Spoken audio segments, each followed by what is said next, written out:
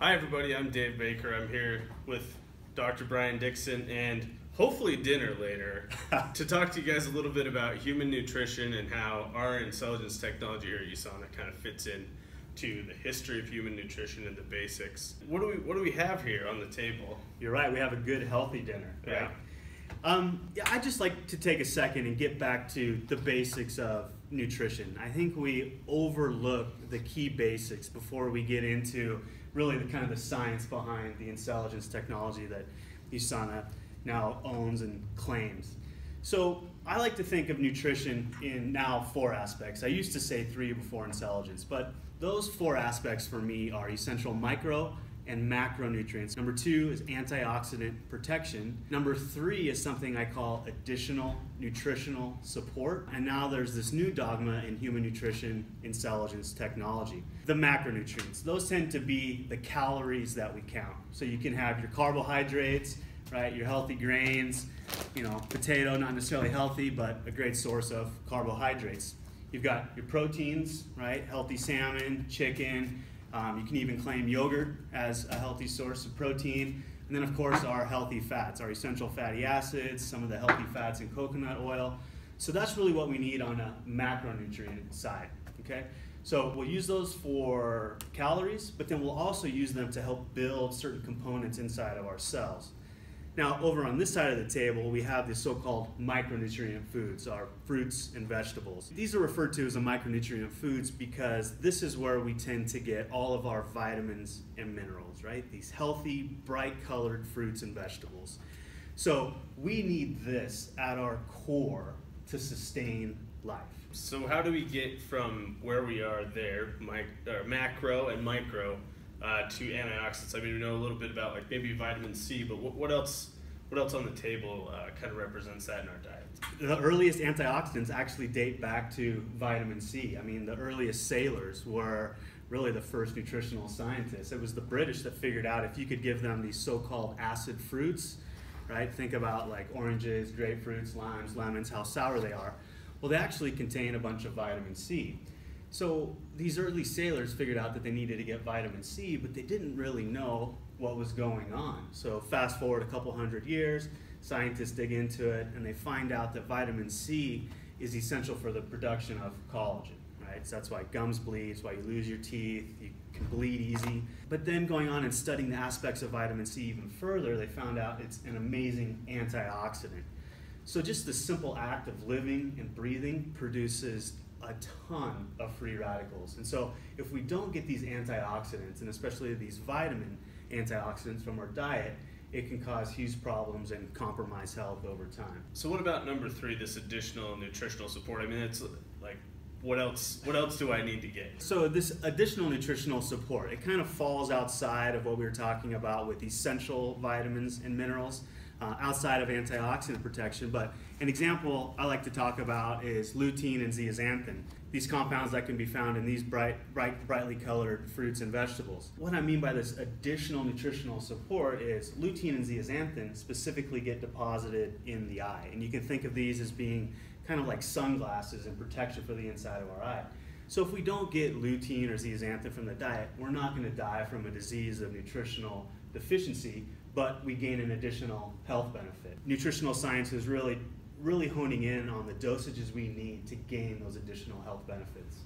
Okay, and now the big question. Big question. Where does our cell signaling technology, the InCelligence technology, come into play? Where are we grabbing those type of things from? Sure, so that 4th aspect of nutrition, our InCelligence technology, we've known for many, many years as scientists that fruits and vegetables are so good for our health. It's literally the more fruits and vegetables we eat, the better our health outcomes are. So scientists are arrogant. They want to try to hone down and find the one magic bullet that's maybe sitting in an orange or a tomato or a pepper, put it in a pill and give it to humans. Well, after we got the big easy ones out of the way, the vitamins, right, vitamin E, vitamin C, what they really started to look into was these phytonutrients. Phytonutrients are those other chemicals that plants make. And it's really those compounds that give fruits their bright and different colors. And it turns out those compounds have a bunch of health benefits. But what's so interesting is scientists were fooled a little bit, or maybe led down a wrong path. So when scientists first started to isolate these various compounds from these fruits and vegetables, they put them in a test tube and they started measuring antioxidant activity, for example. And it turns out that these compounds in a test tube are amazing antioxidants, just absolutely amazing. But then when the scientists would go and test them in humans, they'd give them these doses. The problem was they could never get the dosages high enough in people so that they could act like you'd expect an antioxidant to do. So again, the scientists were scratching their heads and they're thinking, how can these compounds, how can fruits and vegetables be so healthy, but yet all those compounds we isolate out don't have a health benefit? And this really led them down the path of looking into cell signaling and how all of these different chemicals from all these fruits and vegetables can actually work on cell signaling pathways to elicit a health benefit inside of our cells. Awesome. Cell signaling sounds like, a complex thing. Is there a way for us to put it into context for people so even people like me, I'm just a writer, can kind of understand the science behind this? All right. Well, you're a writer. I like to go back to definitions and words. Just for fun, a little bit ago, I looked up the definition of intelligence. And I was actually quite surprised by what that definition was. And it turns out the definition of intelligence, I won't put you on the spot, but that definition of intelligence is being able to adapt and respond to your environment, right? So it's not memorizing a bunch of college textbooks. It's being able to adapt and respond to your environment. And so if you've ever seen me give my InCelligence presentation, I ask the question, do you actually need a brain to be intelligent?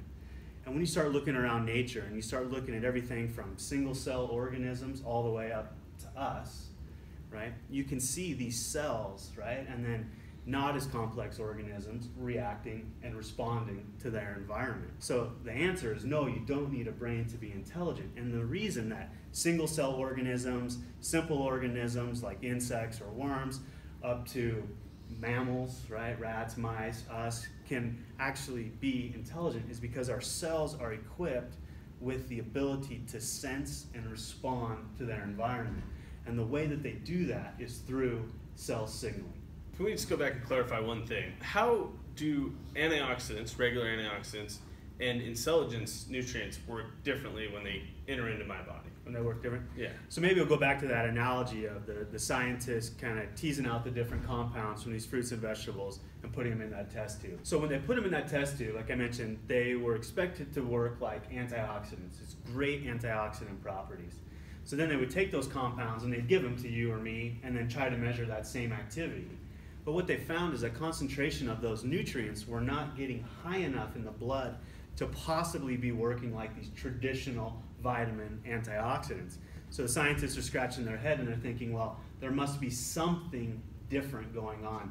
These compounds must be working in a different way scientifically than traditional antioxidants. So when these get into my body, how are they impacting my health, and how does that process actually work? Okay, so I mentioned the term cell signaling earlier, and let's talk about cell signaling, and then we'll talk about the huge biological effects that these compounds can have in our body. Cell signaling is nothing more than a cell responding to its environment. So it can be responding to its external environment, or it can be responding to its internal environment.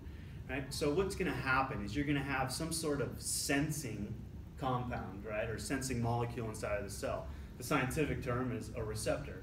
So the receptor is going to sense the environment externally or internally, and it's going to start a chain of events to happen in the cell, and then that cell is going to elicit some sort of cellular consequence. So that's it put very generally. And I'll run over to the whiteboard. If you want an easy way to remember it, it's just A, then B, then C, then D, and then that cellular consequence. So think of this as your receptor or that sensing, and then you're going to get some sort of cellular consequence at the end.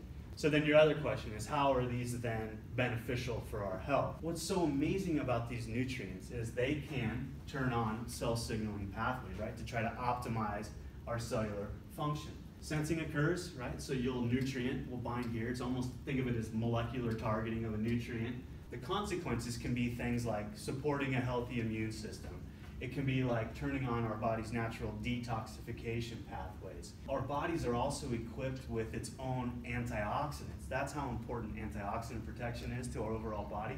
So again, through these cell signaling pathways, turning on specific genes, in this case, we can turn on our body's natural antioxidant defenses. So that's where we got to these extra benefits, basically, that people were seeing. Exactly. Think about in our lives compounds that have huge consequences.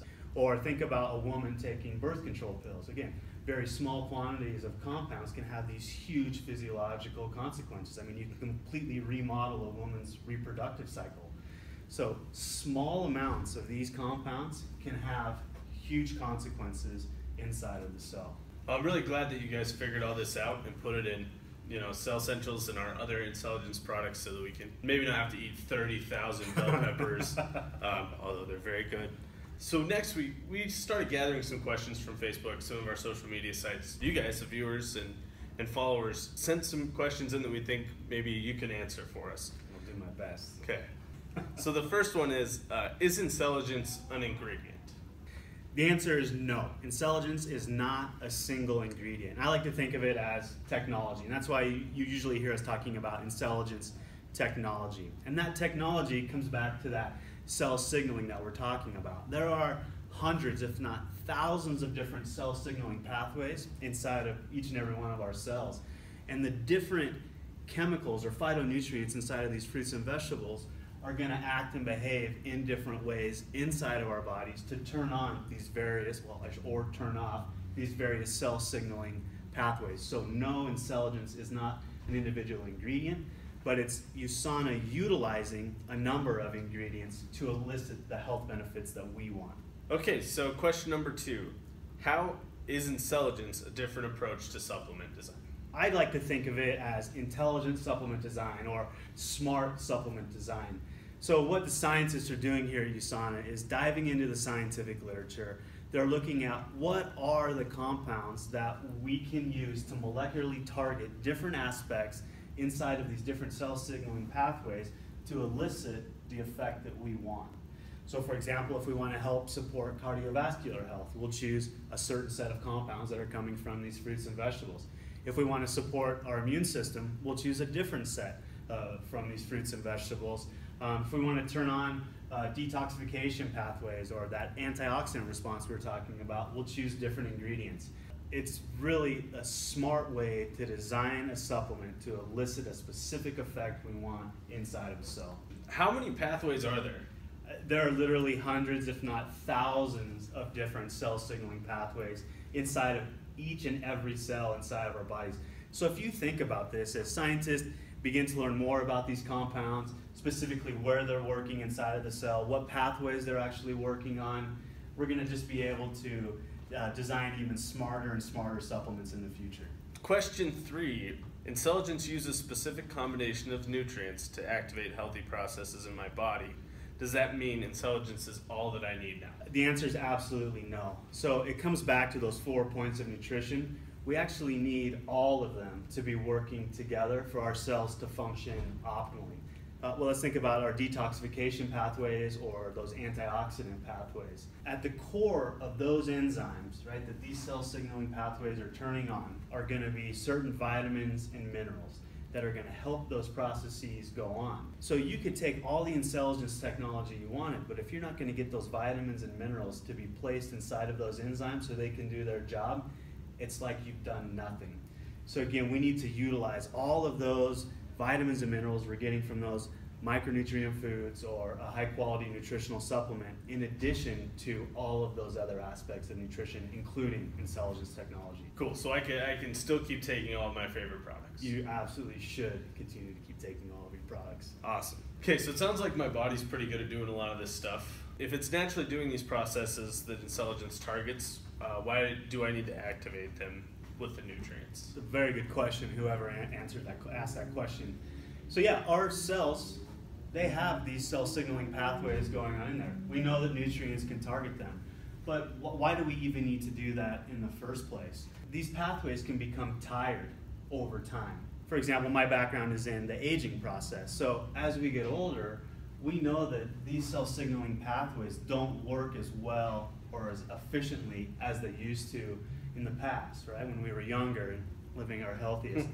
So sometimes these cell signaling pathways need a little jump start, right? It's the same reason you have to kind of keep exercising your whole life, right? So you can kind of think of this InCelligence technology as kind of exercising the inside of your cells to keep it at its optimal fitness level, right? To optimize that cellular function.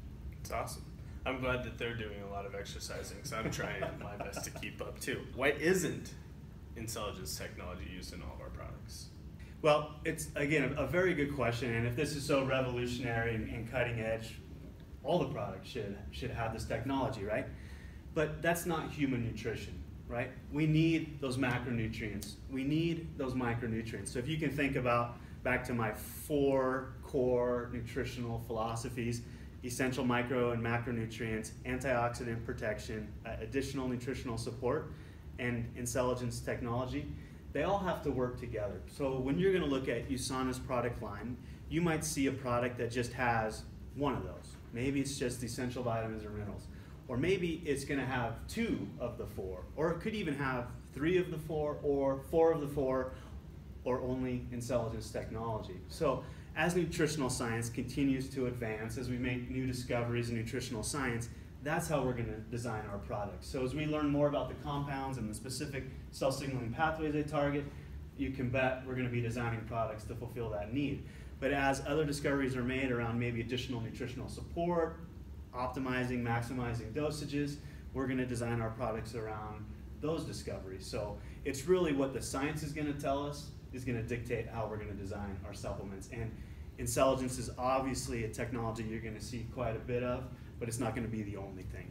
I learned a lot. I hope everybody else learned a lot. Is there anything else you want to do before we go have dinner? Yeah, I just want people to think about their nutrition, get back on top of it, get back to those 4 core principles, and yeah, let's go cook some dinner. And one more thing. If you have any other questions about it, go to askthescientist.com, and we have a lot of great content there that answers a lot of these questions in depth, and a lot of, we dig really deep into the active ingredients, and we talk a lot about some of these processes.